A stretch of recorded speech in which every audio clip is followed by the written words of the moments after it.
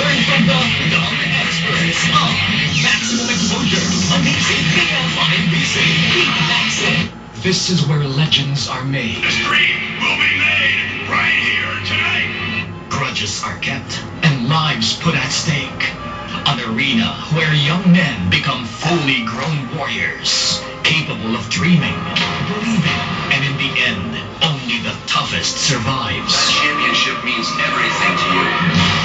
Go behind the drama of the tough animals of WWE Raw. Saturdays 10 p.m. on ABC.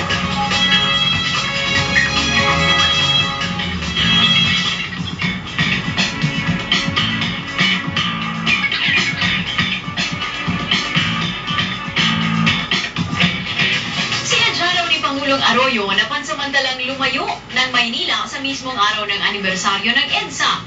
Kung bakit, meron pong detalye ang ating Malacanang correspondent na si Joey Francisco. Okay, Joey, bakit nga ba hindi sumama ang Pangulo kanina kina Vice President De Castro at FBR sa People Power Monument? Alam mo, Cherry, ang Pangulo nga ay sa Cavite na lang nagdesisyon na, sa Cavite at sa Caloocan na lang nagdesisyon na mag-spend nga nitong anniversary ng EDSA. Dahil talagang iniiwasan niya itong makakaroon nga ng mga diskurso tungkol sa politika. At kung ang kanyang mga opisyal sa Malacanang ay todo ang pag-explain, ba di sa nakadalo sa mga rights nga kaninang umaga, ang Pangulo naman na inamin na nga dyan sa Cavite na siya ay talagang naroon para makaiwas sa intriga. At ang mga pinuntahan ng Pangulo sa Caloocan ay itong mga rally nga o pro-GMA rally. Samantalang doon sa Cavite ay ganun din ang kanyang dinaluhan. Sa Caloocan, 2,000 halos ang dumalo doon. Samantalang sa Cavite ay 4,000 na mga katao na sinasabing supporters nga ng Pangulo. Bus-bus at saka mga jeep, laman itong mga supporters si Pangulong Arroyo na nakita natin sa Cavite. At nung amin naman silang salubungin para tanungin kung alam ba nila kung ba sila naroon kanina, medyo nabigla kami sa kanilang mga kasagutan. So mabuti pa ipakinggan natin ang ilan sa kanilang mga pahayag, Sherry. Sinasabi lang, malito kayo para ng presidente. Oo ko lang, hindi ko alam yan. Hindi ko alam. Alam niyo na pupunta kayo doon kay presidente? Hindi na doon kayo. Hindi, susuporta daw po eh. Pero kayo, sa puso dito? Kay Ayo Marixi po. Oh, pero kay presidente? Hindi ko masasabi. Cherry, ko yung mga nakausap natin ay tila nalilito kung ano ba talaga ang purpose sa pagpunta nila sa Cavite kanina. Ito naman si Pangulong Arroyo, nalilito na rin kasi gusto niyang palabasin na nag-gate crash lang siya sa event na yan, pero nadala siya sa kanyang speech na siya ay naimbitahan nga ng mga mayor doon sa probinsya ito, Cherry. Okay, Joby, kasi there are new calls from Bishop Teodoro Bacani at maging si dating House Speaker Jose de Venecia na nawagan na rin na bumaba siya sa pwesto, and plus the President being out of Metro Manila on a day like this, does this mean that the President is feeling the pressure?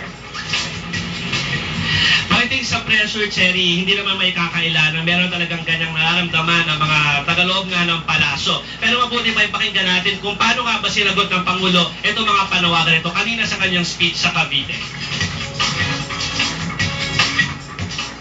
Ang paglilitis hindi dinadaan sa chismis.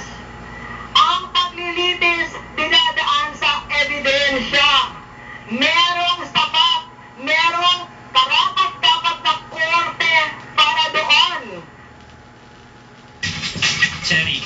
Okay, at isang talagang mainit na pinag-uusapan ngayon, Joby, ilang mambabatas at mga law experts ang nagsasabi na maaaring gamitin ground sa panibagong kaso ng impeachment laban sa Pangulo itong pag-amin niya over the weekend na alam niya nga may irregularidad sa kontrata ng ZTE Broadband Project. Bakit nga ba napaamin ng Pangulo, Joby? Okay, ginawa yan ng Pangulo nito nakaraang weekend, Cherry, no? Pero bago yan, ay nagkaroon kasi ng event dito ngayon sa loob ng palasyo ngayon lamang, bago tayo umere, kung saan ay nagkaroon ng pagkakataon ng Pangulo na makipag-merienda doon sa mga kongresistang loyal nga sa kanya na nagkataon na galing sa Liwasang Bonifacio. At doon nagkaroon ng pagkakataon itong mga kaalyado ng Pangulo para naman gantihan ng mga pananalita itong mga ginawang mga pahayag ni JDV at ni Senate President Manuel Villar. doon kay JDB, sinabi nila na sana ay manahimik na lamang daw itong si JDB tungkol sa mga issue na ito. Samantalang kay Senate President Manuel Villar naman, sinabi ng mga kongresista na close to 100 na nandito nga sa loob ng palasyo sa mga oras na ito.